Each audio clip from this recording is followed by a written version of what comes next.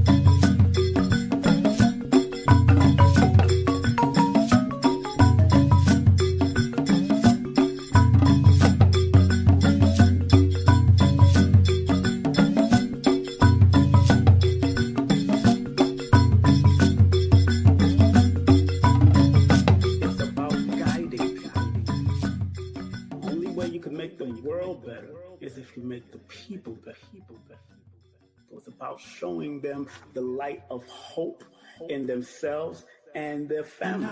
Everything in this universe is all about synchronicity. Numbers are simple, people are complicated. Numerovator from the king. Learn the foundation from the king. Nana Pushe. 1 + 1 is 2. Be precise. 3 + 2 is 5. Guard your mind. Me plus you is mathematician. Learn from the one numerovator. Numbers are simple, people are complicated. Numerovator from a king. Learn the foundation from the king. Nana Pushe. Numbers are simple, people are complicated. Numerovator from a king. Learn the foundation from the king. No, it's not about reading. It's about guiding. I don't do readings. I do consultations because you should know yourself. As good as the back of your hand, you should know yourself. I want everyone out there to be clear that this is to serve you like a GPS serves you. Remember, each of us has guaranteed ourselves success. Be that magi, family. Be that magician. Be that numerovator. It's about guiding people. Motivated force.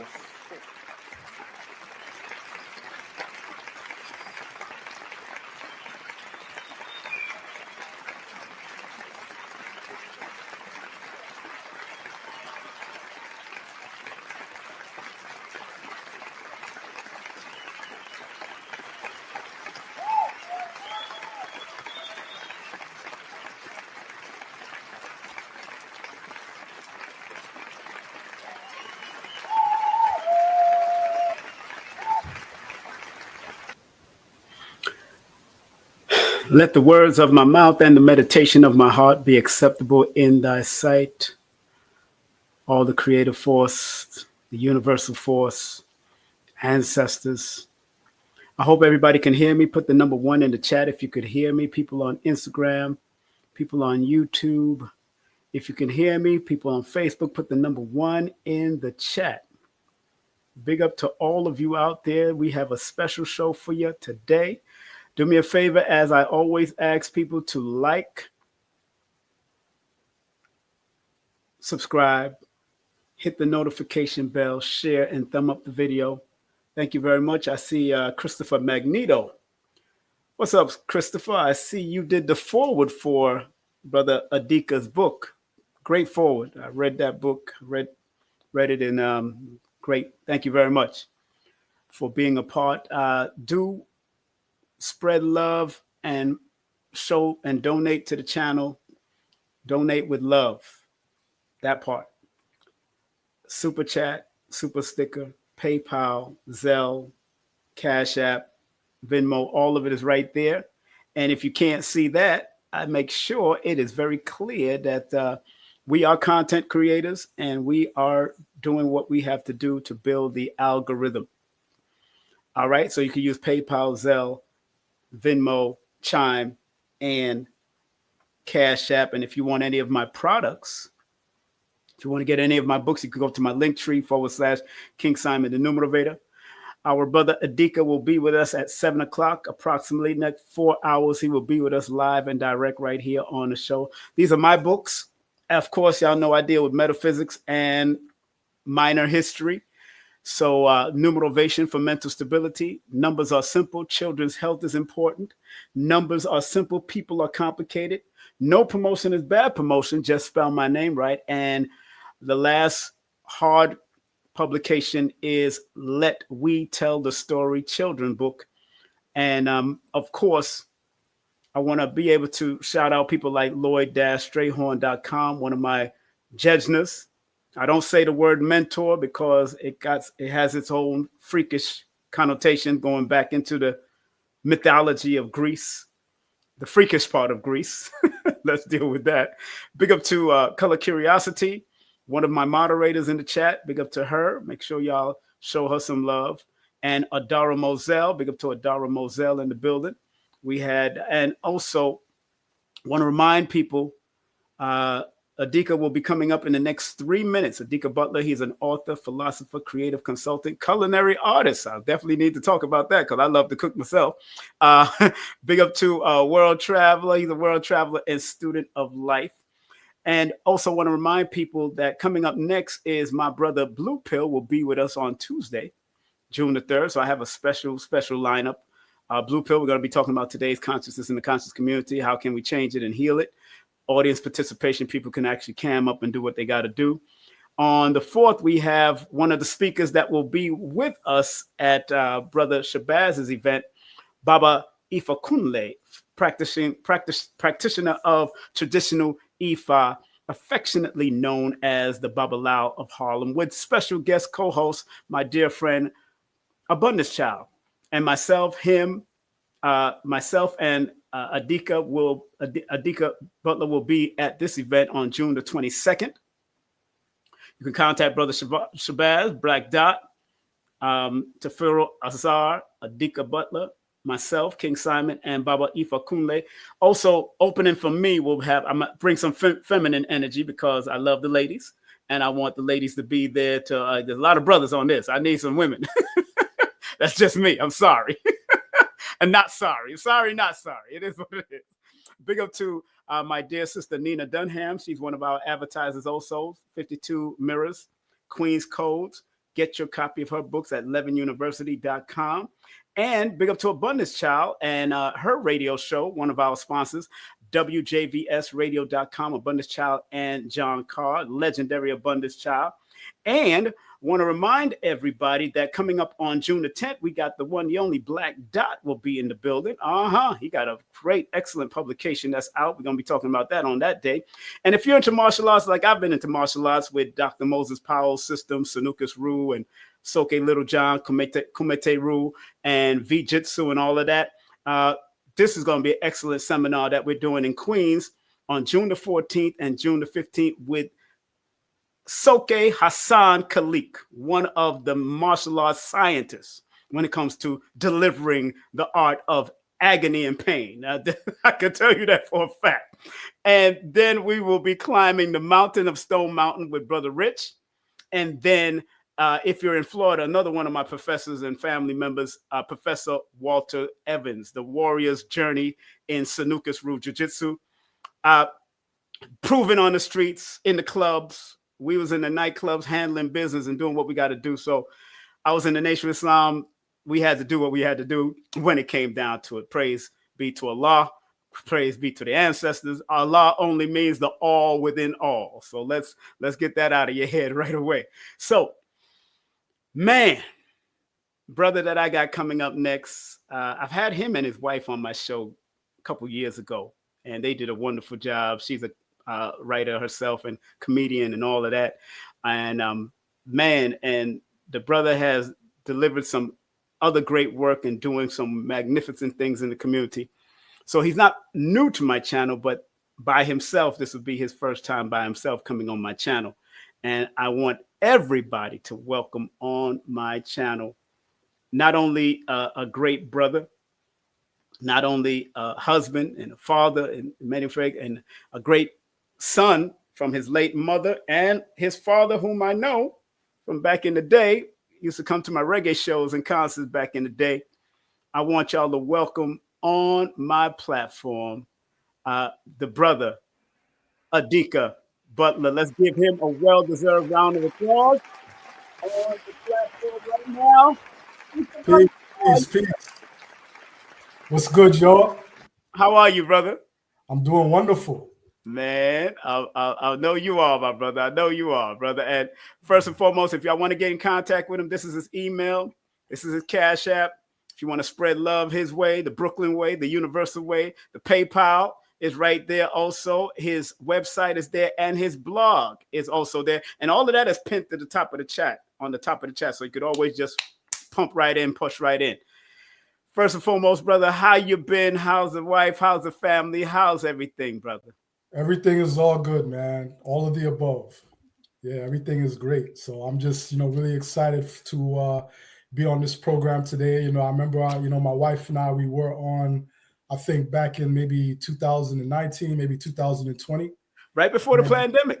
Yeah, I think so. Right. So yeah, so it's been a long time coming. I know that because I know, you've written some excellent publication, but I've known you for being a journalist anyway. Indeed. And doing what you do. And I remember driving in your father was driving a cab that time. He was so proud of you, man, and talking. Yeah. And I'm like, yo, wait a minute. Manure, you're from somewhere. He said, yeah, we knowing each other from me. So proud of what you're doing, man. And of course, always love to your late mother who transitioned some years ago. I think 2016. That's correct. That's correct. Right. And I think that's important because I know she's part of the ancestral realm, guiding you still and showing you the way like she used to do when you were younger. So, indeed. Adika, let our audience know, since you're by yourself for the first time, and I got to get your wife back on. Absolutely. That's going to happen. That's definitely good. That's my sister, man. That's my sister, my Piscean sister. And I'm not even Pisces. I just got a lot of it in my chart.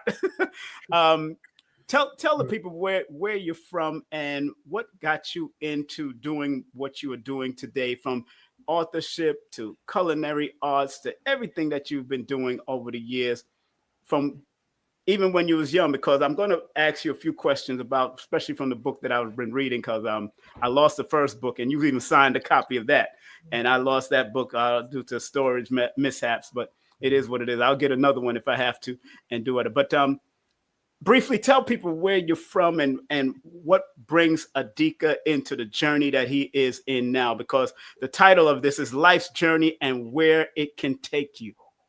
That's the title of this particular broadcast. Please talk to my people, man, please. Indeed. I mean, well, to answer your, question about, what brought me into this particular aspect of my journey, the truth of the matter is that I really didn't have a choice.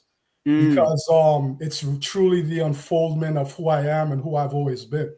Right. So that's just the truth of the matter. And just to give some background as far as who I am and where I come from, I was born and raised in Flatbush, Brooklyn. Yes. Yeah, one of those young people coming of age, during the 80s and 90s. And my parents are of Jamaican descent. My parents are Jamaican. I'm of Jamaican descent because I was born and raised, like I said, in Brooklyn, Kings County Hospital. Oh, I'm born in the Jewish hospital. Okay, I'm born in the Jewish hospital. Okay. Yeah.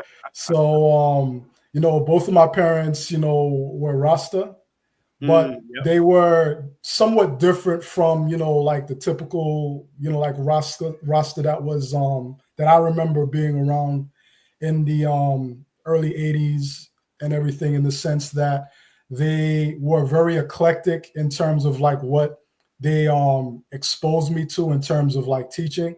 So of course, I grew up, with images of like Marcus Garvey, Haile Selassie in the house, the Peter Tosh, the Bob Marley, the Burning Spear, the Gregory Isaacs, the Dennis Brown. The music was always playing. So that message of like Pan-Africanism was always being like pumped into my soul. I'm pretty sure, when I was in my mom's womb, I was hearing that same music. All of that. So it was always with me. Hey, Adika, did you ever have that poster with the young man? Yeah. Me too. Me too. As a matter of fact, my dad had a piece of art that he got from a friend of his where that image was embedded in a larger wood piece. It was like an art installation, and it was hanging up in our kitchen, I remember. But I know that image you're talking about. I have that too when I was there. Little boy with the dreadlocks, and he got the dreadlocks like this. I grew up with that. Yeah, indeed. I don't know how old that dude is now. I don't know. That would be a great story. Who is that child and where are they now? That would be an excellent story. I'm gonna call Sister Carol and see if she could tell me. Maybe Sister Carol, because I interviewed Sister Carol like maybe 21, 22 years ago. For a magazine, right? For a newspaper. Yeah. I remember the story. I read it. That's because I interviewed her for Class magazine years ago when I was writing for Class. So I used to. So I remember Class. Yeah. That was Denaline Carroll. She was the editor-in-chief at that time. Denaline Carroll. She got me onto Class. Yep. I still got that article somewhere. I lost it in the storage. I hope I did. Oh man. I lost a lot. But growing up growing up onto all of that, bro, and I know that's what molds you in such a way and to be who you are today. One of the first questions that I really want to ask, in the book, in the first part of your book, you acknowledge your encouraging wife and so my question is, how important is it to have people around you, family, friends, partners, etc., with that level of encouragement?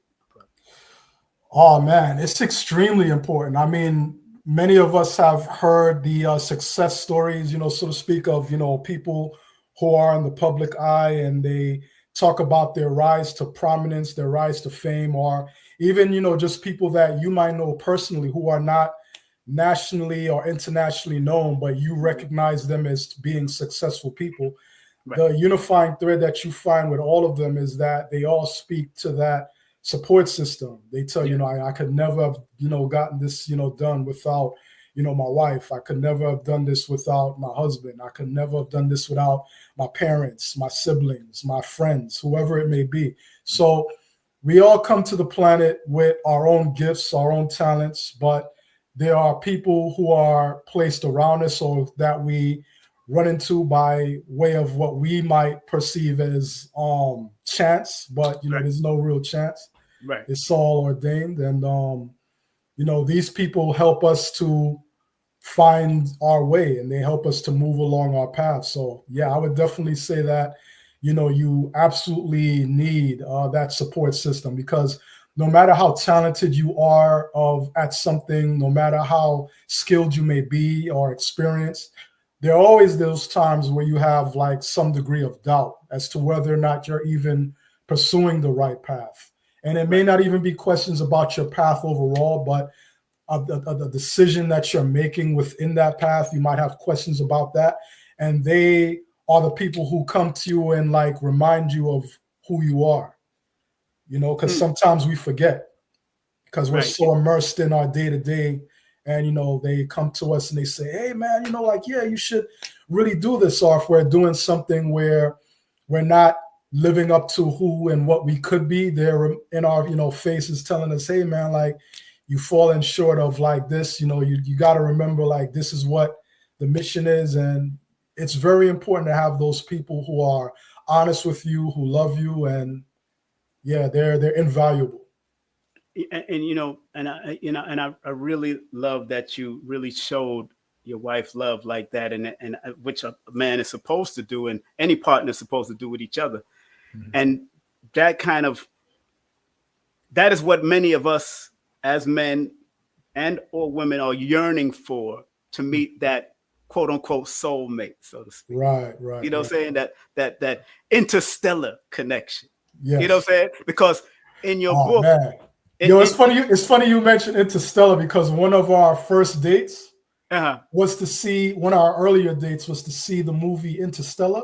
What? And that's probably, I mean, I used to have an idea of what my favorite movie, but that might just be my favorite movie of all time, Interstellar. That goes into my question. See, because I know you wrote in that book, in your red book here, and let me show people this book. We put the red book right here, the homie in the homie. I like that. And modern the homie. If you don't know who the homie is, from Benin, and of course the same movie Woman King was also based about that story. Exactly. Back in the day. But I got the book, people. I got the book. I think you got it like last year. No, I got it in 2022. You got it shortly after it came out. I remember. Yeah, I remember I got it in September 27, 2020. I was here. I moved to Georgia. That's right. I had already moved. But you say in the book, in the beginning, on the red page, if y'all get a chance to read it, it says, "We are interstellar nomads, traveling the earth, teaching men, women, and children about the science of communicating with deities. However, we eventually came to an understanding that these individual entities are the finite reference fragments for an infinite and unfathomable entity that English-speaking people call God." Now, my question is, through your travels, how many forms of communications with our deities are there, and which way is the strongest form, since we are all interstellar nomads? Oh, wow. That is a very, very good question. And it's funny because I often say like that I usually when people like ask me questions on my work, like they're usually like more, like formulaic, stuff. That's like a very good question. And I wrote, believe me when I say this ain't AI. I wrote this out. My head was like, exactly. You gotta go there. Off the top of my head, I would really say music. I would really say like, music, because, the beat of the drum, like everybody can relate. Everybody can feel music. Like I remember, for example, oh man, this just came to my head just now. So I remember one time I was at a Ghostface Killer and Raekwon the Chef concert at BB King in the city with my ex-girlfriend. This was like many years ago. And we were like real close to the stage, and, they were tearing it down, you know what I mean? And they were going through their like endless catalog of individual and collective hits. And I remember that there was like maybe like 5 or 6 like white dudes directly behind us. And they were like, I turned around and I looked at them, and I've told this story to different people before. They looked like they were possessed.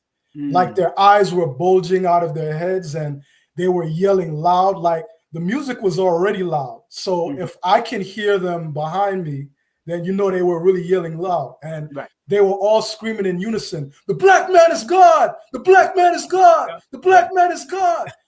And it was so deep because I'm looking at them and I'm like, yo, these guys in their day-to-day, Monday to Friday routine, they might be hedge fund managers. They could be some, businessmen on Wall Street. They could have been anybody. But for that time and that space, they were like Raekwon and Ghost was able to put everybody into like this other dimension where what they were projecting was like undeniable to the people who were in the audience. And it was like a universal gathering of different types of people. You know what I mean? It was, of course, black people were in the audience. There were white people, Asians. There was like this whole collective of different people.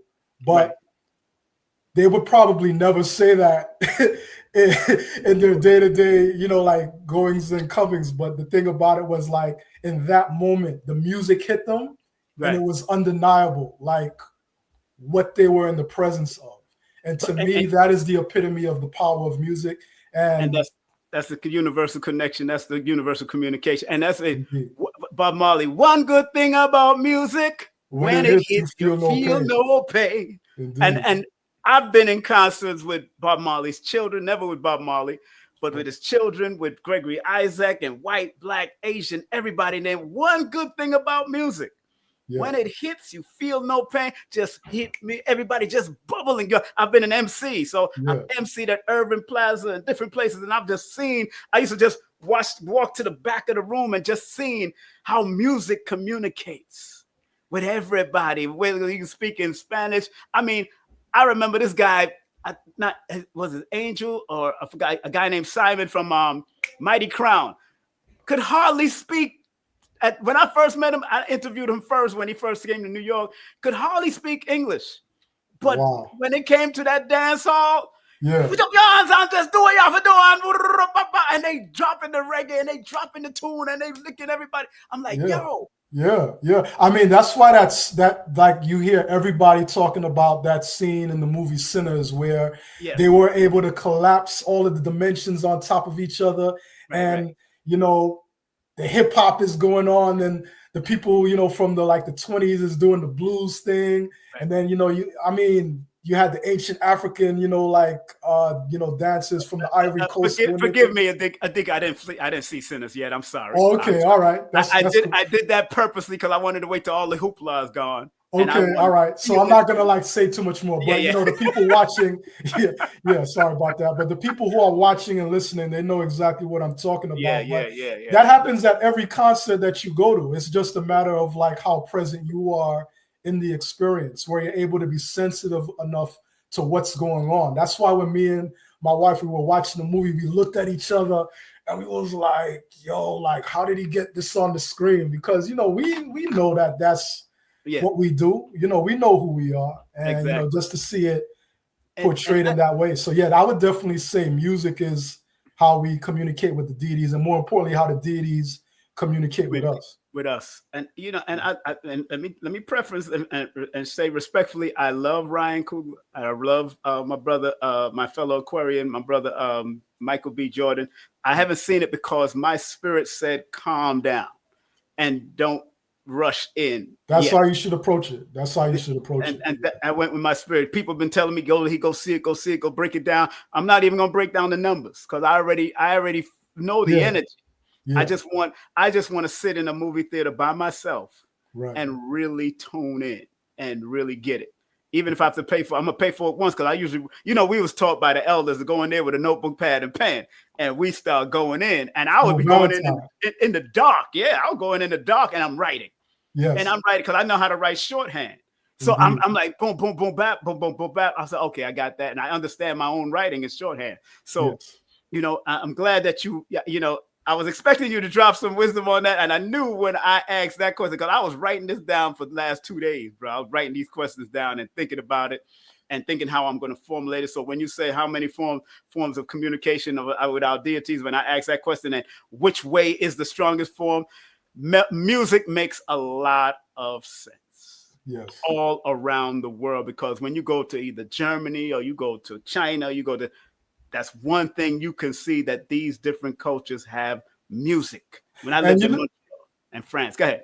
And the thing also about that is that, when you look at all of these different, indigenous cultures, whether it be, Asian, African, indigenous American, all of the priesthoods, they all, and the priestesses, they all understood the importance and the value of music. And that was a central part of how they were able to heal the community and inspire people towards, irreverent devotion by putting them in a trance through the music. And while the people are in that musical trance, they feel the ecstasy of the presence of the divine. So, yeah. And, when I used to work at SOBs as promoter and MC and all that, we used to have every year we had a Kwanzaa fest at SOBs.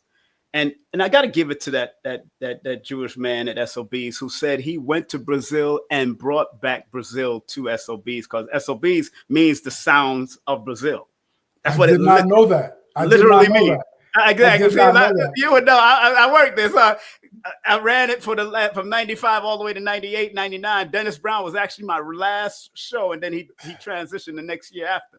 And the sounds of Brazil. That's why every Saturday, if you go there on Saturday, you and your wife, Brazilian night is all the time. Oh, and wow. you'll see the women dressed in Brazilian outfits dancing, and they serving Brazilian food, and everything is happening on because they had different nights, you know. Right. And he said, I remember, I recall that with and when he did the interview, he said he loved the Brazilian culture. He even speak Portuguese and Spanish. The Jewish guy. Okay. He went in, he learned the language also, because he knew the importance of language and music. And he brought that here to America. SOBs is still here for 40 years now. 40 years. And it was ran by him as an Aquarius man and his wife, a Leo woman, all these years. You know, I think his children are taking over. Listen, I have a very good memory. I can't remember a time where I didn't hear the name SOB. Like I can remember hearing that when I was 6 years old. Yes. You know? So yeah, it's been around a long time. It's been around for 40 years. Burning Spear got his first real break at SOBs in that small venue. And a lot of the major, I got a lot of the flyers from back in the day. I have a lot of those flyers. And Fela used to play there. Tito Puente, you know what I'm saying? And Celia Cruz from Cuba, they played there. So I remember meeting Celia Cruz and Gil Scott-Heron, and Celia Cruz, Simone, and she grabbed me with this strong Cuban, because my family's from Cuba, Jamaica. Like, okay. Oh, Simone, she grabbed me with this, and she looked just like my grandmother. I'm like, oh my gosh. Yeah, and, yeah. You know? I used to work with a guy from Cuba, and he used to tell me like stories about the different parts of New York they would perform, and that's cool, so you know, so I'm glad that you said about really tapped into that music and the importance. Family, I just want to remind everybody, please support Adika Butler. His email, if you want to contact him, is right there, but you could also use that email for PayPal, especially for international use. Also, go to his mindglowbooks.com. I showed you the books already. These two books are phenomenal books. Even people like A.A. Rashid loves your writing. Blue Pill and Red Pill loves your writing. All of us appreciate them brothers, man. Really appreciate yeah, man. Y'all are family, man. We all, we all family, man. That's what we do. Please support his website. Also, he has a blog. Also, if you want to see some of his what he articulates through his blog, the blog is also up there. Everything is pinned to the chat. All you have to do is press it on the chat, press the link on the chat, and it'll take you right there. Support our brother by any and all means necessary. Yeah, you'd be surprised what I got up there, man. Man, you be going in. You be going in as I was looking through it. I could write it better than I could tell you. Yes, that's one thing. That's one thing I realized. And you know, it's interesting because you and Shaggy born the same day. Great, excellent writer. Him and I went to Erasmus. You and Professor Smalls, excellent articulator of writing. But I'm telling him to write now, Professor Smalls, before you leave this planet. All of y'all born the same day. You know, October 22nd. I knew about Smalls, but I didn't know about Shaggy. Yeah, Shaggy. We went to Erasmus. We used to be up with Under Sting International back in the day. Big up to Sting. I spoke to him like a couple months ago. And these are my old friends, old running dogs back in the day when we were at Erasmus. So I know I just seen Screechy Down and they come into Georgia. They told me to come. So I might go and check them out when they perform, him and Red Fox. But the next question, my brother, a lot of big things are happening about astral travel. I've been teaching about astral travel lately and talking about it. And really, I didn't know that. Yeah, I taught a whole numerology lesson on astral travel, breaking down the words and what it means from positive and negative. But do you recall your astral travel, and has it been helpful during your life's experiences and accomplishments? The reason why I'm kind of shocked is because I didn't know that there were things going on with astral travel like that, because I definitely, about 3 weeks ago, I had an experience that was the culmination of trips that I have been having over the last 2-3 years. Right. this is a great opportunity because this is a conversation that I've only had with my wife and maybe like one or two other people, but I'll get into it here. So one of the things that I've learned is that when I make these trips, what my mind plays a trick on me. So what my mind does is it processes it as though I'm making like this type of like subway trip way uptown, like into like Washington Heights, Inwood. Right. And I've been having these dreams, but I know that when I look at the visual landscape of like where I'm at, I know that I'm in a different reality. But the closest thing that I can reference is like these like train stations uptown. And I remember after one, like something told me like, okay, like you gotta like figure out like what is going on here. Like there's something that is being relayed to me that I'm not quite getting. And I had this experience where I was able to like actually travel to the UK. This was like in January of 2024. I went to graduation for a friend of mine. He and I were childhood friends. We grew up in the same building. He lives in the UK now. And we went damn near Scotland to Scotland for his graduation. And I remember walking around there and I remember saying to myself, wait a minute, something feels like the environment that's around me when I'm having these travels. Right. Like it kind of looked like it, but there wasn't anything definitive. It was just a feeling. The only thing that I can say to you is like to describe it, it's like I felt like the land that I was walking across was like highly elevated to the point where the sky seemed like it was closer to the land than it was. It's very hard to describe, but it was a very distinct feeling. And I remember a few weeks ago, I thought about that again. And I remember like looking into the whole history of well, not the history. I was looking at the geology of that part of Manhattan that's like way uptown, kind of like, you know, Inwood area. And I remember seeing like it's high land. And I remember saying highland, like, let me look at highland, because I know like in Scotland, you have people that they call the Highlanders. The Highland, yes, before, yes. So one thing led to another, and I found, and this is not something that I was really aware of. So I just was like, oh, let me look up Highlanders Scotland. And then I Googled Scotland, and then I came across the flag for Scotland, which I had never really taken notice of before.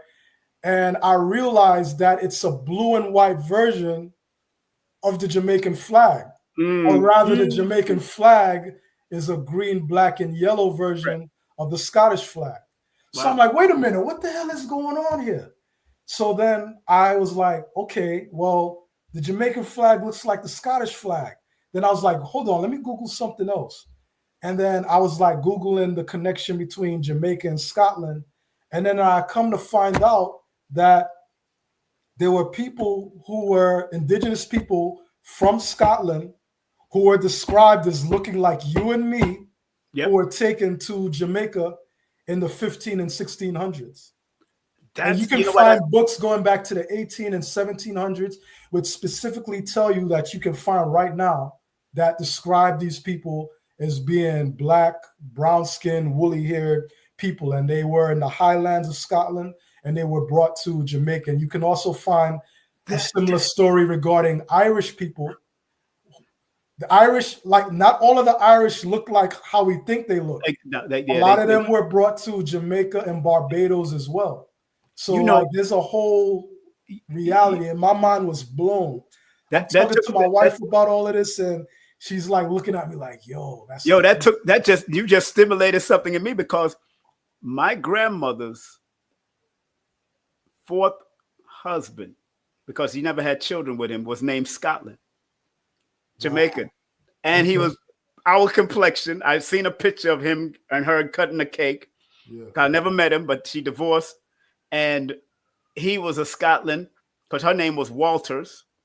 Her name is Walters. And now that you say pulling it out, I'm like, Scotland. I said now you took me back to my step grandfather who was a Scotland. Wow.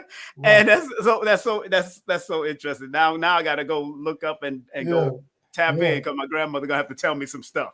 Yeah, a lot of people listening to this, they might be like, "Oh, he saw some like pseudo scholarship." Nah, man, it was legitimate stuff. Like, it's out there. And like, when you think of like these old Scots, you know, you think of like Mel Gibson in the movie Braveheart, where he's painted blue, and it's making me think like, what made me tell the graphic artist who designed my book Treasures of Darkness, to have me in this blue skin? You know what I mean? Like, what made me, do that? So there's ancestors who are constantly communicating to us, and it's only through time that we even come to recognize the significance of what we're learning, and then that takes on new significances with even more time. So it just humbles me, man. Like, we're going to take a quick commercial break, but I remember Ronoko Rashidi found melanated people in Scotland.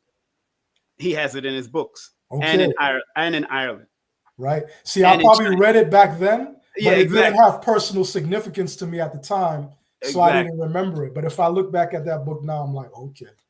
All right, look, family, we're going to be right back after this. We're at the bottom of the hour right now, 32 minutes after the hour. King Simon, I know I'm treating it like I'm still on radio, but it is what it is. It's what I do. We'll be right back with our brother. Don't go nowhere. We'll be right back right after this. My brother is going to be giving. I got some other questions. A lot more questions, family. So we ain't finished yet. I just want to make sure I get this commercial break popping and do what we have to do. Don't touch that dial. We'll be right back after this. Today's consciousness. What happened and how can we change it? From the pristine position that we held in today's consciousness, here's a new show just for you every Tuesday called Today's Consciousness. Be there and enjoy all the great special guest stars that will be passing through on a new show called Today's Consciousness. Today's Consciousness. Are you ready to address all the things that are going on? And how can we heal today's consciousness? Today's Consciousness. Right here on KSP TV. Today's Consciousness. What happened and how can we change it?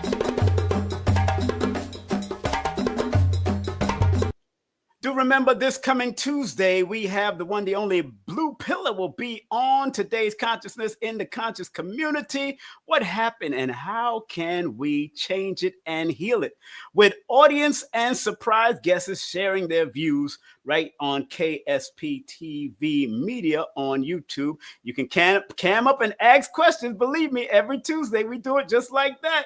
So I'm telling you. And then the Tuesday after that, we have the legendary Black Dot. The Black Dot will be in the building. Today's Consciousness. He's going to share. Of course, we're going to talk about his book. We're going to talk about everything else we got to talk about, but it's going to be powerful. And then back on to June the 4th, we have Baba Ifa Kunle will be with us talking about his book Bliss, with special guest host, the one, the only Abundance Child, because we're preparing for this event happening in Brooklyn, with all of us going to be up there having a great time. Black Dot, Tafiro Azar, Adika Butler, myself, King Simon, of course, Baba Ifa Kunle, and opening up for me will be Sister Paris Williams. And big up to one of my sponsors, the one, the only Nina Dunham. Make sure you support her publication at 11university.com, 470-775-6434.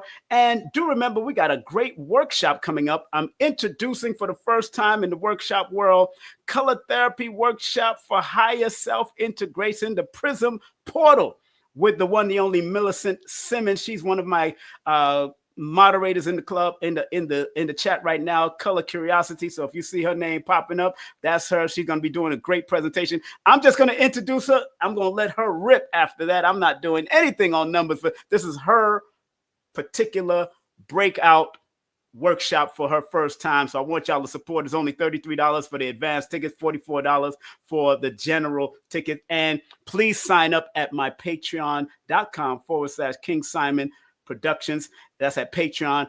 The anatomy of numerovation. I will be breaking down the anatomy of numerovation. Thanks to Dr. Shakira Moore for that anatomy of numerology. But I of course, I made this word up. I came up with this word numerovation. It's in the lexicon and it's in the Urban Dictionary. We're doing what we got to do to make it happen. So, all right, family. Remember, we got our great one, the only Adika Butler in the building as I bring him back on.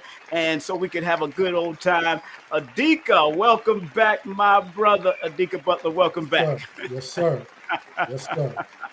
Oh, man, thank you very much again. Family, please support our dear brother. And first of all, of course, support me, of course, please. That's my super chat. You could use Super Sticker, PayPal, Zelle, Cash App, and Venmo. But make sure you support our guests because most of us are independent people doing our own independent work. Even if we choose to work for somebody, we're going to do what we love to do, especially if we're independent. That's one thing about me.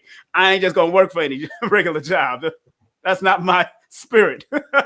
I'm going to do what I love. So, This question is going to go to what your mom shared with you. And again, rest in peace to your great mom. All right, my brother. Thank you. You said and wrote in your book on page 16 about your mom telling you stories about Kemet. Let me read it first so people can get what I'm saying. It says, my mom, who made her transition in 2016, would tell me stories about ancient Kemet, Egyptian contributions to world literature, and the regality and splendor of Ethiopia, Solomonic dynasty, and the undeniable wealth and opulence of the mighty Ghanaian Empire. Now, my question for you, brother, share with us the importance of parents investing in their children. And as we become adults, why should we maintain our inner child, which Christopher Manifesto articulated so well in the foreword? Why should we maintain our inner child even after our parents invested in us? Like, oh man, the inner child is so important for having that humility, that open-mindedness that allows divinity to speak directly to you. You know what I mean? When you're a person who sometimes this might even have happened to you, right? You're sharing something with somebody and, dealing with, like metaphysics or esoteric studies or what have you. And they're like shaking their head like, yeah, I got all of that. Like, I already know all of that. You don't know what I'm getting at specifically. You need to, be a little bit more like humble and like really listen to what's being said. Because I've been in situations where I'm like talking to somebody and they might be talking to something that I've studied in depth, but I'm still listening because what they're telling me is coming from a perspective that may be very unique and very distinct. And if I really open my heart and my mind to how they're putting it down, it's going to lead to a different understanding than what I might have gotten on my own. So I would say that childlike nature of like just being open and being curious. So many people as they get older, they lose that sense of curiosity. They become know-it-alls where, that's not even there anymore. And it's very important for you to like maintain that. But as far as like, a parent teaching their children, man, I mean, so much of what I write about is the blossoming of the seed that my mother and father, like planted in me. You know what I'm saying? Like I was talking earlier about the music, the reggae music that I grew up with. And, even some of the American music, with, James Brown, Black and I'm Proud, and, Earth, Wind and Fire, like I grew up with all of that. My dad, would play like Farrakhan tapes in the background, like while we're in the house, like doing whatever it is we're doing. So I grew up with that. I would watch Gil Noble's Like It Is on Sunday mornings. So my parents exposed me to all of this.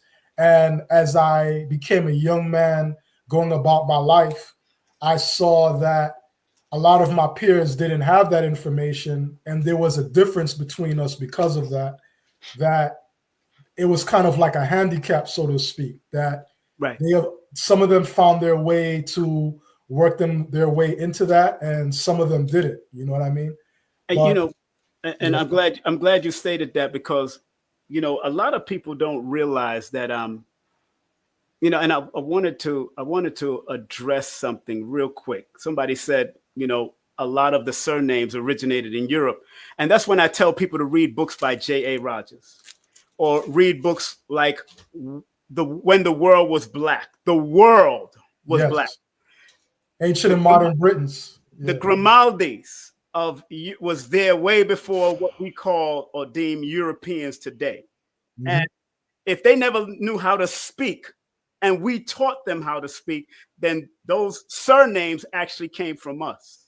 I think that's something we have to really consider and look at.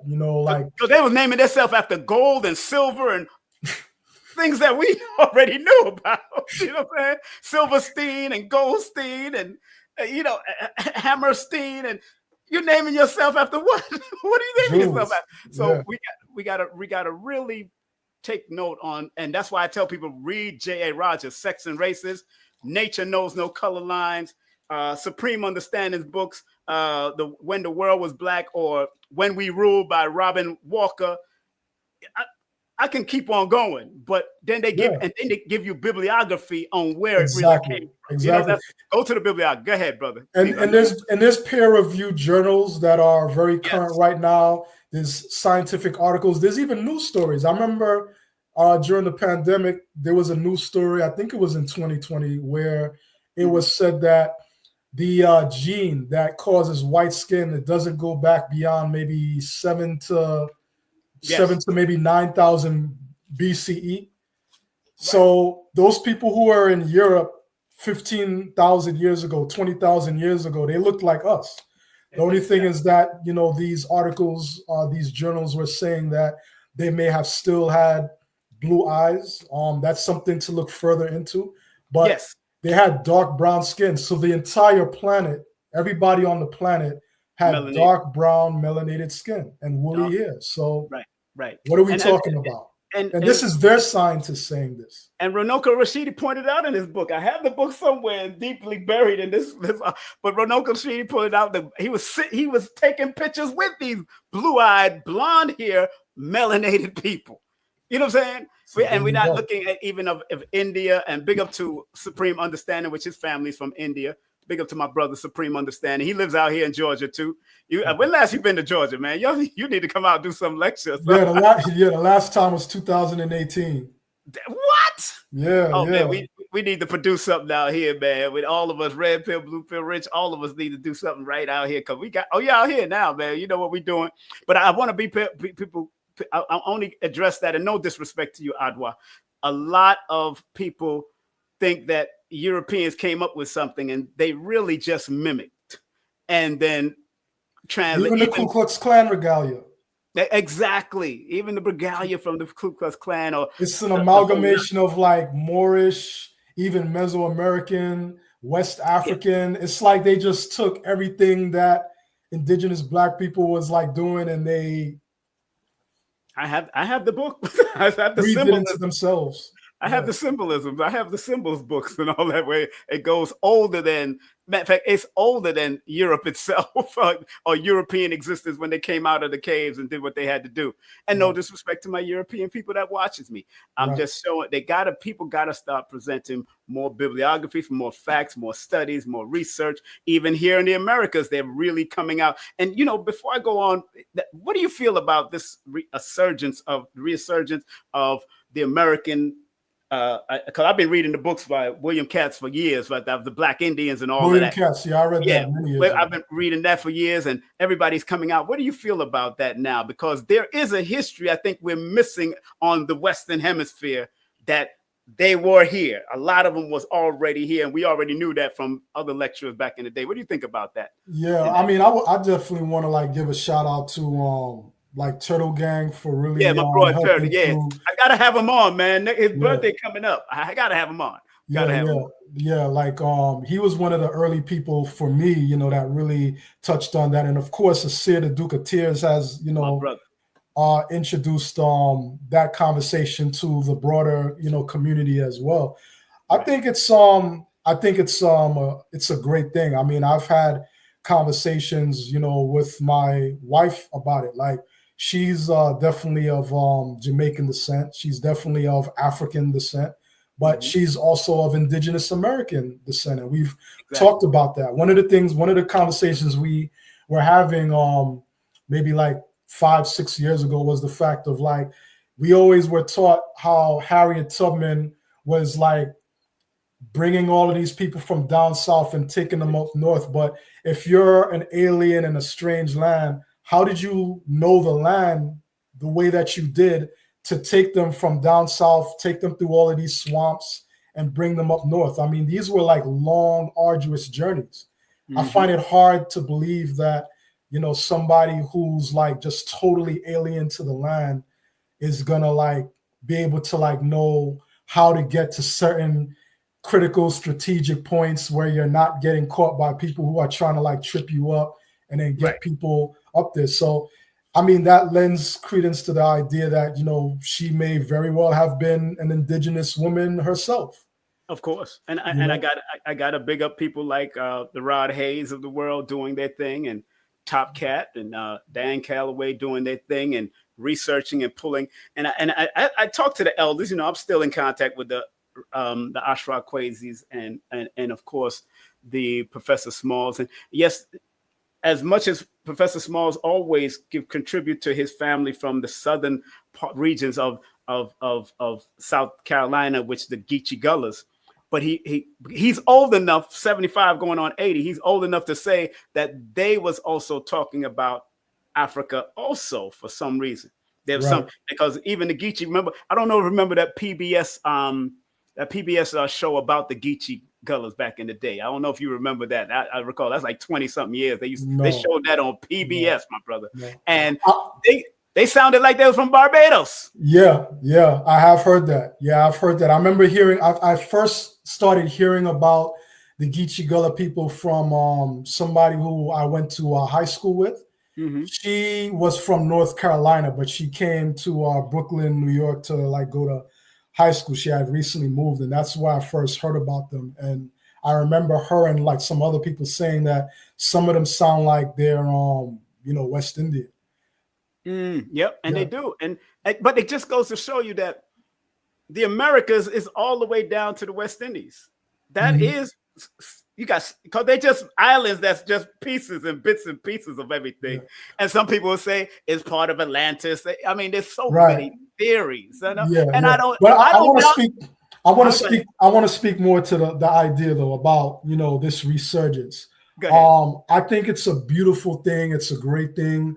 I support it because what I keep hearing from so many people is like, oh, my grandmother was telling me that, we have deep roots here in the Americas. And, I just wrote her off as like, this self-hating, woman who wasn't up on like, this Afrocentric history and literature. And, like a lot of people are coming into that. But the thing that I have a problem with is like, there are some people who are really like taking a lot of this to the extreme to say, oh, we don't got nothing to do with Africa now. And that's crazy. Like, that's crazy. You know what I mean? I mean, especially if you're a person from, the Caribbean, like I am, like there's words that come directly out of like Senegalese culture. Like a lot of people don't know, like in Jamaica, like we say, oh, you love nyam. Yeah, meaning you love to eat, right? But nyam means eat in Senegal.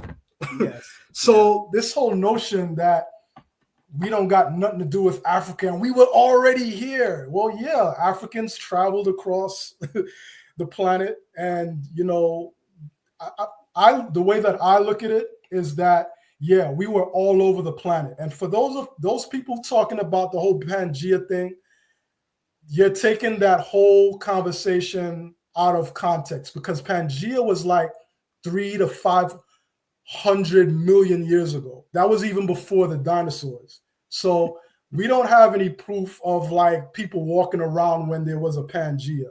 But yes, our people were in fact at the same time still all over the planet.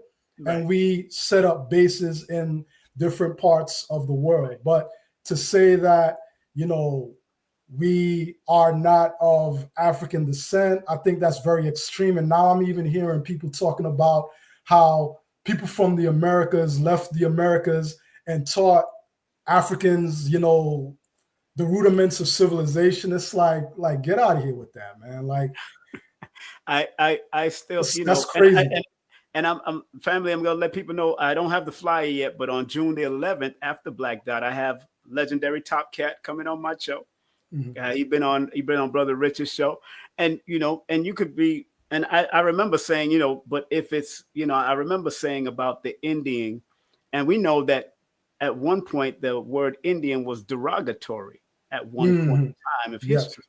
It was the Inuits, or they knew it of the tribes. They could call themselves by tribes. They didn't call themselves just Indian right there. But you want to claim it, cool.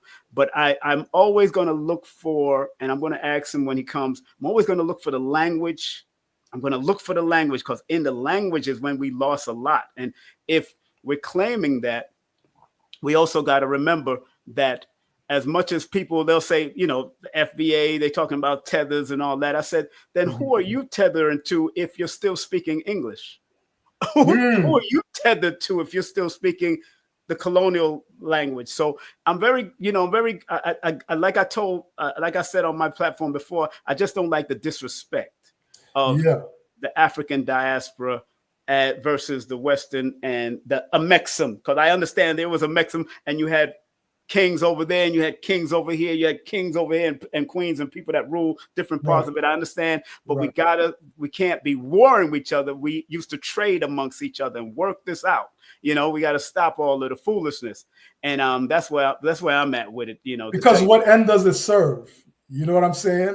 Yo, when this beast roll on you, they're going to look at you for what it is, especially when it comes to the Yoruga. When they looking at you, big up to Marimba Ani for writing that book. When the Yoruba rolls on you, they're not even looking at you like, oh, you're an Indian now. Okay, then you just one of these niggas that just got shot. You want no nigga King Simon, let's zoom out a little bit and look at this in a global context. Let's do it. You have, like, all right, first of all, like, people talk about how a lot of these, you know, like they use the word tethers and, you know, these Black people on the continent of Africa are brainwashed, how they're all ignorant, how they're all immersed in Christianity. What a lot of people who don't have passports don't know is that there's conversations amongst the younger people who are not, you know, dealing with the messages that their grandparents and their parents might have been on. And they're like taking a strong anti-colonial stance on a lot of things. And you look at what's going on the continent in Burkina Faso with Ibrahim. Right. You know what I mean? He's taking a stand, you know, people in Mali, Senegal. And it's not just those places. There was a beautiful movie that came out last fall called The Homie. Mm-hmm. It was pretty much a documentary detailing the travels of the different artifacts and royal art that belonged to the kings of the Dahomey, the chiefs of the Dahomey kingdom. And throughout this documentary, it was the movie was only about 70, 80 minutes or what have you. But you would have all of this footage of like young people talking about how they feel about colonialism and how they feel about what Europe has done to Africa. And like, they're not here for it, man. Like, I remember when the movie was done, it was the strangest reception I had ever seen at the end of a movie. It was mostly like white folks in there, and you could tell by the looks on their faces based upon like what they saw and what the young people were saying that they were a little shaken. Like, because it's like, yo, this place is like a powder keg ready to explode. So you look at what's going on in Africa now, where people are rising up in their own consciousness. And while that is going on, isn't it convenient that there's a growing amount of people over here in America who are saying, we don't got nothing to do with you Africans. That's your shit. We don't care. We don't got nothing to do with you. We're from here. Isn't it convenient that those two things are happening at the same time? Mm-hmm. It would seem to me that there's an intelligence like stirring the pot to make it seem as if we at the end of the day are not one people. Like we're like alien to each other. You know what I mean? And we're mortal enemies. Like, nah, that's not what it is. Yes, there is an indigenous American presence. And yes, this land belongs to you and, you know, you need to get your land back. But at the same time, don't exclude the African ancestry because it's there. And for me to go into like how it's there is, you know, ridiculous. You know what I mean? Like it's something we don't have time for. I've already done it in my books. I've done it in my articles. Right. You know what I mean? You look at the blues. Right. So much of it has elements of it you can tie back to West Africa, you know, Mali, Senegal, places like that. And of course here in the Americas, but like, come on, man. Like, let's be real with this and let's be, you know, I'm gonna ask Top Cat, my brother Top Cat. He born the same day as Asir, which is interesting. Asir the Duke of Tears. Top Cat, legendary Top Cat. I can't wait to ask him some great questions because I'm formulating some questions, and you're gonna have to. They're gonna have to do some real digs, like they've done in Africa. You got to do some real archaeological digs, not just. Well, see, that's another thing. Like a lot of people are not aware that because a lot of people don't expect to find anything of meaning in Africa that speaks to ancient civilization outside of the Nile Valley. A lot of those digs have not even been done. They haven't been done. You have a whole Sahara desert, which was once lush, fertile land before it started to desertify. Who knows what's under those deserts? You know, you know what I'm saying? Again, you might be able to find it right here too. Yeah. You know, they've been talking about the Grand Canyon and all that stuff.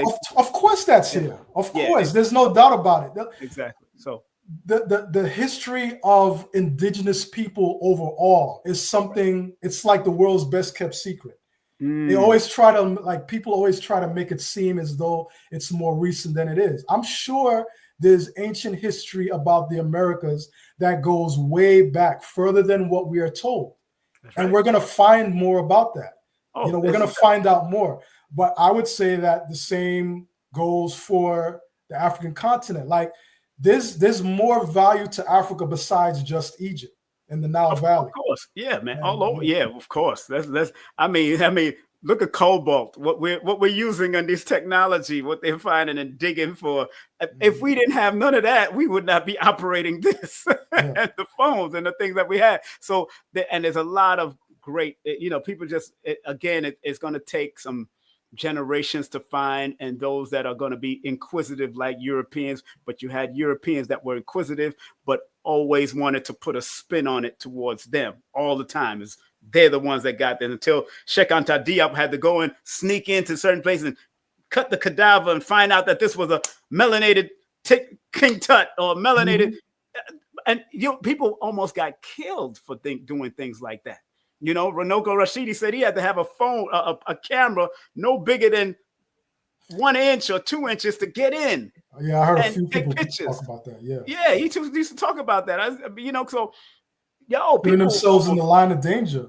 In the line of danger. Revolutionary academic scholarship. That's warrior scholarship. Ivan Van Sertima going into the forests of Guyana and doing what he had to do to go find some of these artifacts. And they're here. The mounds are here. There's no doubt the mounds are here. They are here. No doubt. I mean, we can't stop that. And along Ethiopia, along Sudan, and along again, Dr. Ben said, that Kemet became the mouthpiece, but it was a gathering of information that made Kemet become the mouthpiece of anything. It gathered information. It was a metropolis. They gathered from all over. to make it what it is. Take everything from everything and make it perfect. Let's make it a connector. It was a connector. And in some respects, it was even like a proto concept of a museum. Exactly. Where a lot of these ancient concepts that even far predated ancient Kemet could be crystallized and memorialized and preserved. You know, and I've spoken to adepts on the continent. Like, they'll tell you, like, yeah, we was going all over the planet. We went into Asia. We went into Europe. You know what I mean? But I don't have any stories from them talking about how people from Mexico came over there and taught them how to be civilized, and they was just sitting around stupid, scratching their head, not knowing how to do nothing. I know that. Nah, that get ain't, out of here, man. That ain't happening. We got to realize that this greatness is all over the planet, all over the earth. They was doing what we had to do. And that's what we got to recognize. And that's what I respect. I got 2 more questions for you before I let you go, my brother, if you don't mind. In your book, you quoted the great Rakim Allah, born January 28, my brother. I got a chance to meet. He said, you said the quote was, it ain't where you're from, it's where you're at. Then you said, towards the end of the paragraph, my heart has been in Africa, Jamaica, and New York City simultaneously. The question I have for you, my brother, what does that mean to you, and how does that feel from your perspective, being simultaneously between Africa, Jamaica, and New York? What does that mean? Right. It means that the ancestry that flows through my blood, the billions of people going back to my very soul seed, the nation of millions or billions that make up who I am today, like they are coming online within me. You know what I'm saying? Like they are being activated. Like I can feel my Jamaican ancestry. I can feel my African ancestry. You know what I mean? But there's no denying the fact that I was born and raised and grew up here in Brooklyn, New York. And that's a very integral part of my identity. Like I was born and raised here. So that's always going to be a part of me. Like I grew up watching Transformers and Thundercats, and just like everybody else who was born here who's in their 40s like me. So it's like, you know, I'm all of it. And I am the embodiment of all that is. And I feel like that seriously comes across in my work. Yes, it does. It does. Last question, my brother. Thank you for that, of course. The development of AI and our overuse of it. And I need to talk to you because you're such a creative, and you've been a creative writer for so many years. I've watched you and read your work in different places over the years, and always been intrigued with your writing for different newspapers and even magazines. The overuse of it, how do you see this affecting us in the future? And how do we maintain balance in our use of AI? Yeah, well, I mean, I think there's definitely some parameters that, you know, need to be put around it, you know, especially, you know, when it comes to like copywriting. Yes. You know what I mean? Because when you're talking about AI intelligence at this point, you're talking about an aggregating intelligence for the most part. So whose work is it, you know, like aggregating when it, you know, like people are going online, going to Chat GPT to write term papers and write articles that sound like a particular notable journalist, you know what I mean? Things like that, or different types of authors, you know, writing fictional books and what have you. It's going to mimic you soon. It's going to mimic you soon. You go ahead. Well, a lot of, that's the funny thing, you know, like my real shit, you got to have my books. Because if people who read my Instagram, like people be reading my Instagram, be like, oh, like, yo, this is heavy, this is deep. Like, you think that's ill, you need to read my books. My books take it to somewhere else. And, you know, my Substack, which, you know, a lot of my premium content is behind a paywall. I mean, you know, we're at a stage now where, you know, like that, you know, may not be such a guard against, you know, protecting your intellectual property from the aggregating capacities of artificial intelligence. So, like I said, there definitely needs to be parameters around it. But, we can say that about a lot of things. We can say that about things that we use every single day, that there needs to be parameters around it. And I think that history has shown that anytime a new technology is introduced, the masses of the people have an adverse reaction to it. You even had this, believe it or not, with the knife and the fork. When, people were in Europe eating with their hands, and the Moors were introducing the knife and the fork as a way of preventing diseases that were being proliferated through the bubonic plague. Right. A lot of people looked at it as like something that was strange and weird and, demonic. You can look up this history on your own. I remember even like 20 years ago, even myself, like we were talking about, like a real DJ is somebody who brings like a truckload of like crates and records to the party. And, that's how they DJ. And I felt that way. And to the degree I still feel that way. But it's like, what are you going to do? Like now, a lot of DJs, most DJs I see, like they got a laptop. And that's just the reality of where we are. But back in 2004, we was like fire bun that. What I mean? That's not a real DJ. But times change. And, kids who are 13, 15 years old now, by the time they're 25, 30, the AI thing is going to be a regular part of their reality. And I think we need to just be we need to exercise moderation with how we use it. It doesn't mean that you just go all out and make like total AI movies. Maybe you can use AI as a post-production thing with a film that you worked on.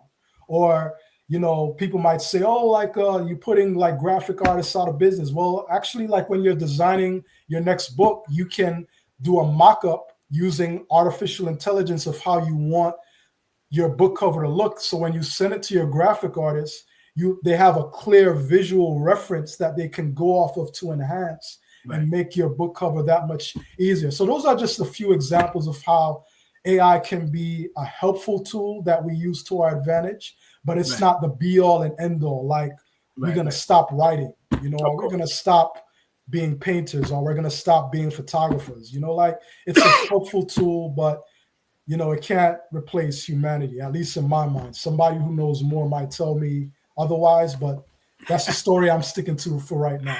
I mean, some people are calling it, they say it's connected to the Akashic Records. It could be because it is downloading and grabbing information. It could be, from some people's perspective. Some people call it ancestral intelligence. Kamene, he likes to call it ancestral intelligence. I noticed that. I call it augmented imagination. Augmented imagination, all of that. But hey, it is what it is. But they're getting the information from somewhere. That's for sure. And we're feeding the information too. So it is, some of it is coming from us. So it is coming from, but I tell, somebody asked me a question, would it be able to, take away from a real numerology consultation? I said, we bring the soul of numerology to it too. So they don't bring the soul. They don't bring we bring the soul. I can go somewhere where it might not go. I've noticed that even when I do my session, because I might pinpoint certain things and they not pointing what I'm pointing out the same way. Although they might be learning this just by what me speaking about it right now. They're learning that I pull from different places because that's where my spirit tells me to pull. Where other numerologists might not, where people get angry with me about saying, oh, you could change your life path when you start multiplying your numbers, you're going to get a different life path, but it's just giving you a trajectory of where you need to go. I'm looking at it a little different because my mind is stretching. Dr. Blair then stretched our mind like rubber bands and say, hey, look, your rubber band ain't pop. Just keep on stretching. Keep on going. You know what I'm saying? I know I said this was like last question. Where do you see your legacy in the next 100 years to 200 years, brother Adika Abassi Ani Butler? Wow, that's a powerful question because I don't know what I'm going to perceive as my ceiling even 15 years from now. I can tell you this: back in 2014. What do you want to see from it? What do you want to see from it in the next? Yeah, I mean, what do I want to see from it? I want to see that I laid down a legacy in literature and the arts that spoke to the regality of our legacy as indigenous people on the planet. Yeah, to put it in a nutshell. Yeah, put that's it in a what nutshell. I would like.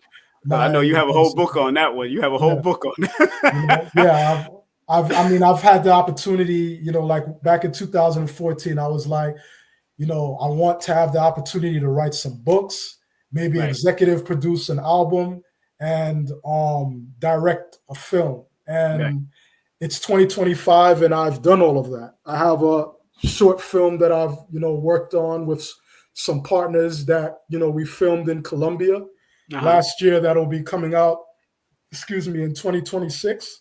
Yes. And I'm looking forward to that. So, writing books, executive producing music, directing film, I can actually say right now that I've already done it all, and I'm looking forward to doing more. So it's just about being expansive, like you talked about earlier, and maintaining that inner child within.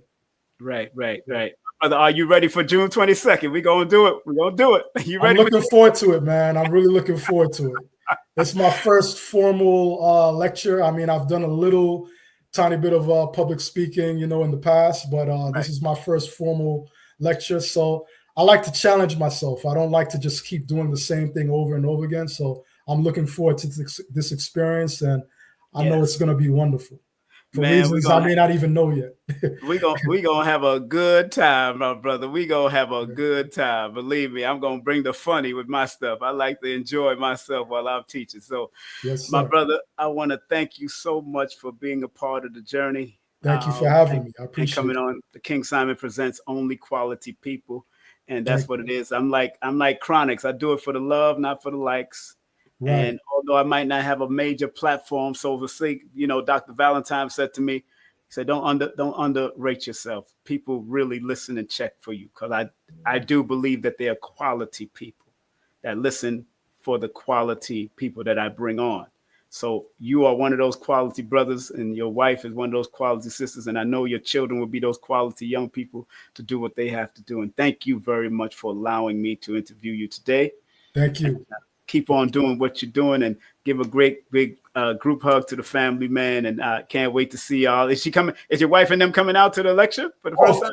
Of course. The kids, everybody. Yep. I know one of my sons are going to be there. Probably two of them. I'm going to find out. But because most of my 4 boys live out here, and I got the 14 grandchildren over here and 1 grandchild out there in New York. So I don't know, if my daughter's going to come through. But definitely, brother, I can't wait to see you, man. And give y'all all a big hug, man. And thank you very much for being who you are, my brother. All right. Indeed. I appreciate it. I appreciate you, my brother. Be safe. All right. You too, man. Take care. Peace and love. Peace and love. Family, make sure y'all support our brother, man. I'm going to show his links again. Please support him. Hit him up at email at adikabutler@yahoo.com. His Cash App is $MindGlowBooks. His PayPal is the same email, adikabutler@yahoo. And you can go to his website. That's www.mindglowbooks.com. His blog is also available at substacks.com/@Adika Butler. It's all pinned to the top of the chat. Family, this has been beautiful. It's beautiful again. Make sure y'all show love to his book. That Treasure of Darkness is one of the best metaphysic books. Living Jewels for Spiritual Resurrection. Very good metaphysical books. And this one was about his travels in Benin. The Black Americans traveled through the land of voodoo. Powerful, powerful, powerful books. Yes, it's $111 right now, but it's worth it. Thank goodness I got it at an early sale. So I'm glad that I got to get the book at an early sale, but it is worth it. And big up to, and he shouted us out in the book. He shouted us out on page, and big up to Mr. Manifesto that was in there, Christopher Manifesto. He acknowledged us, myself, He acknowledged Brother Shabazz, Blue Pill, Red Pill, Brother Rich, Brother Malcolm, Black Dot, myself, King Simon, Phil Valentine, A.A. Rashid.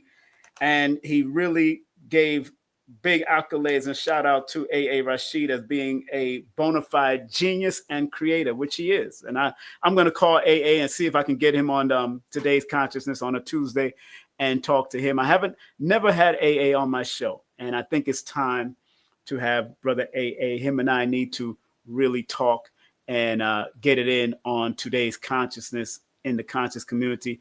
Remember, this coming Tuesday, we have our brother Blue Pillar 44 coming in.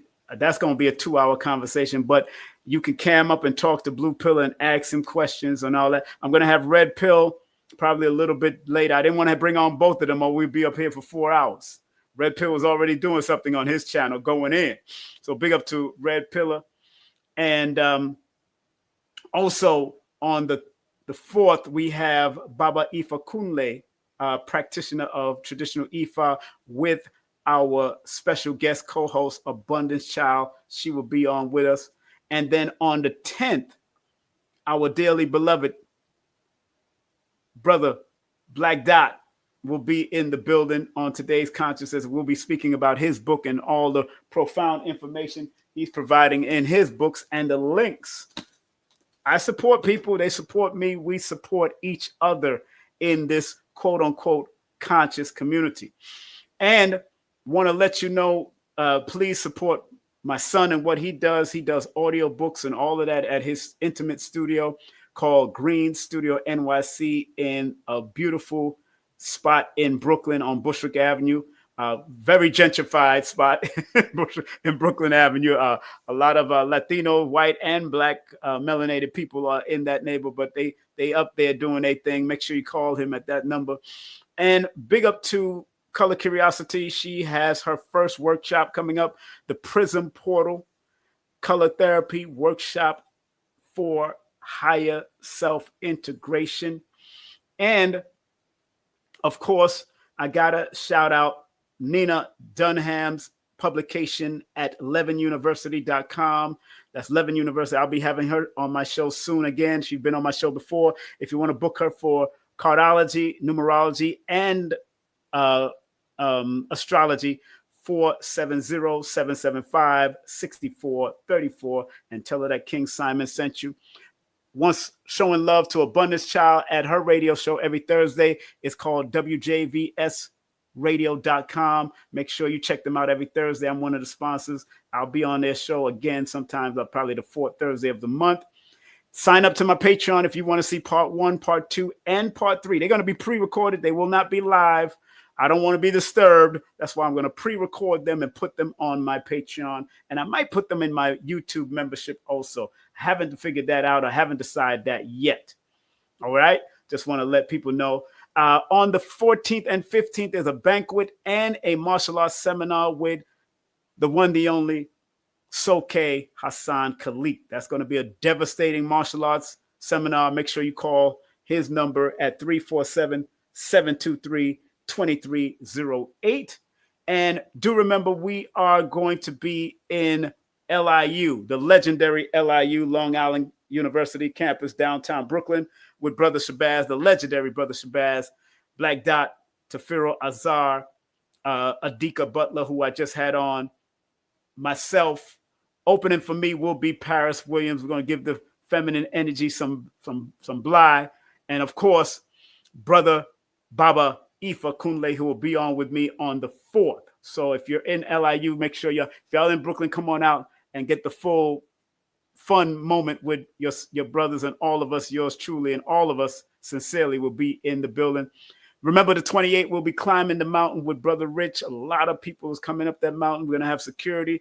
We're going to have our thing. We're going to be monitoring, and brothers are going to be, and sisters are going to be climbing up that mountain with the likes of Billy Carson and Top Cat. Legendary Top Cat is climbing with us. Many people are coming up on that mountain with us. So come on out and let's enjoy the meditation and the networking. And more than likely, Brother Rich is going to have a nice little energy vibes after that down the mountain somewhere at a nice location where we can come in and out and just support all of us doing what we got to do. And if you're in Florida, Professor Walters is going to be doing his thing in Florida on the 28th, June 28th. As a matter of fact, I'll be interviewing him on the warrior's journey in Sanukas Ryu Jiu-Jitsu and more. He was also a master in Taekwondo and all of that. So we're going to have him on June the 8th, which happens to be Kanye West's birthday. So shout that out. Those who want to book a session with me, text me your full name and date of birth to 347-496-1022 for the month of June, Black Music Month or Melanin Music Month. $80 off for the 30-minute session and $50 off for the 60-minute session. And you still receive the breakdown of your full name in the Pythagorean system. You still receive a free ebook, whether volume 1, volume 2, or volume 3 of my ebooks. You will still, if you book a session, but I'm taking off some money, some funds off of it for this month only, for the month of June only, not July, June only. So make sure you text me your full name, date of birth, and email to 347-496-1022. Send it to a relative or family. I still got the 10-minute sessions, same price.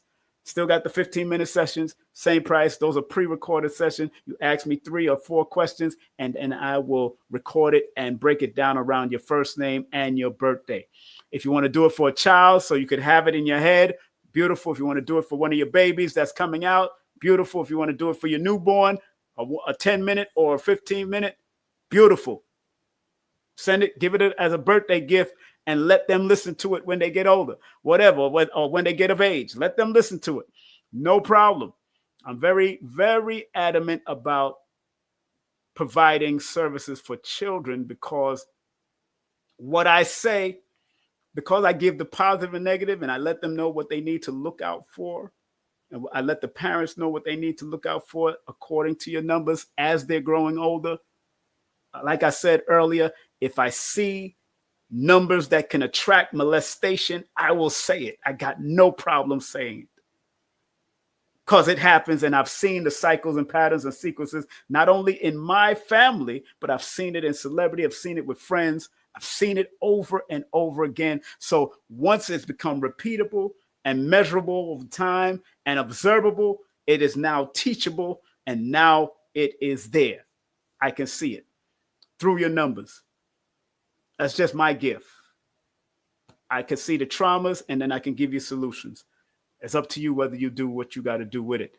Big up to one of my judges that was the catalyst for me to continue on this road to forming numerovation. Astronumerologist Lloyd Strayhorn. Hit him up at lloyd-strayhorn.com. And his app is a star 8. Support our brother Lloyd Strayhorn. And big up to Adara Moselle. AdaraMoselle.com is her website. Adara Moselle, her namesake. Or you can scan the QR code. She got a book on there also. You can purchase her book. And you can get all of my books on Amazon. All of these solid books, you can get them on Amazon. 3 of those books was actually produced by Dr. Laila Africa. So when you support me, you support Dr. Laila Africa also. So please go to the Amazon or go to my Linktree. It'll take you straight to those links for all of these books on this particular platform and on this particular banner. But my ebooks are different. You'd have to text me, and then you can tell me which one you want, either volume 1, volume 2, or volume 3. Each one have their own separate prices, but every one of them have a homework assignment, a spiritual homework. And a lot of y'all don't like doing homework, and I understand, but I assure you that homework is not just for the home to write, but homework is for the temple to build and become better, and the spirit within the temple to be better. That's what homework is for. I give myself homework sometimes. It is what it is. All right. Thanks to my moderator, Color Curiosity. She's in the chat doing her thing. Thank you very much for sharing and caring. And on that note, family, remember, family, I love you because I love me. So be safe, be great, and become one with your divine self. And remember, we are all gods having a human experience. Take care. One love. It's about guiding people. The only way you can make the world better is if you make the people better. So it's about showing them the light of hope in themselves and their family.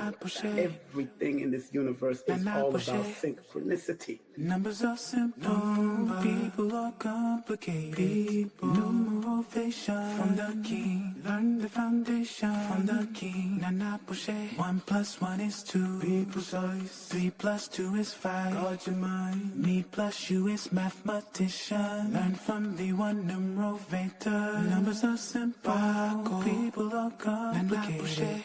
Me innovation from a king. Me inside from the king. Nana Pushe. Numbers are simple, people are complicated. Numerovator from a king. The foundation from the king. No, it's not about reading. It's about guiding. I don't do readings. I do consultations because you should know yourself. As good as the back of your hand, you should know yourself. I want everyone out there to be clear that this is to serve you like a GPS serves you. Remember, each of us has guaranteed ourselves success. Be that magi, family. Be that magician. Be that numerovational motivated force.